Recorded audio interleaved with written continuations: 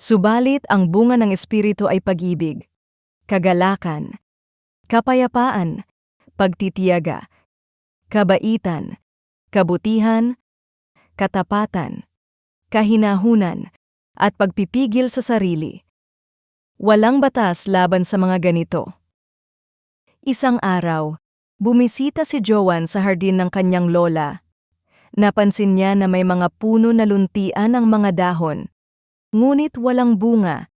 Samantalang ang iba, kahit hindi kalakihan, ay may matatamis na bunga na pwede nang pitasin.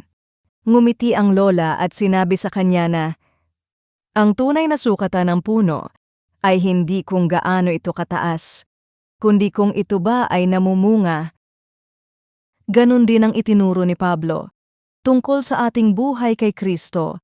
Ang tunay na tanda ng Espiritu sa atin ay hindi ang ating talento o galing magsalita o sa dami ng ating ginagawa sa simbahan, kundi ang bunga sa ating karakter.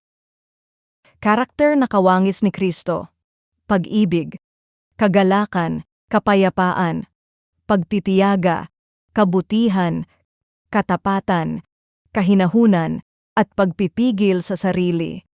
Hindi natin kayang pilitin itong magbunga sa ating sariling lakas. Kusang lumalago ito habang tayo'y namumuhay na malapit kay Jesus. Sa praktikal na paraan, maari makita ito sa pagpipigil sa ating galit, imbes na sumagot ng masasakit na salita. Sa pagiging tapat kahit walang nakakakita, sa pagtulong kahit abala, o sa pananatiling matiyaga kahit mahirap.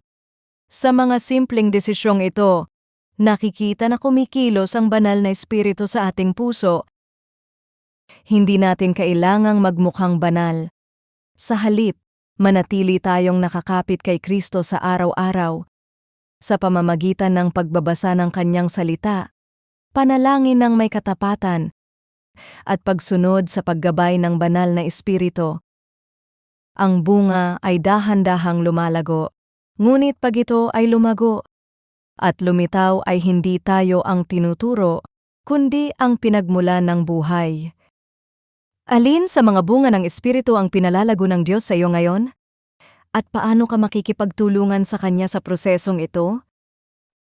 Panginoon, salamat po sapagkat ibinigay mo sa akin ang iyong Espiritu upang baguhin ang aking puso. Tulungan mo ako na hindi lamang magmukhang banal sa panlabas, kundi tunay na mamunga ng mga katangian ni Kristo araw-araw. Naway makita ng iba si Jesus sa aking buhay. Sa pangalan ni Jesus. Amen.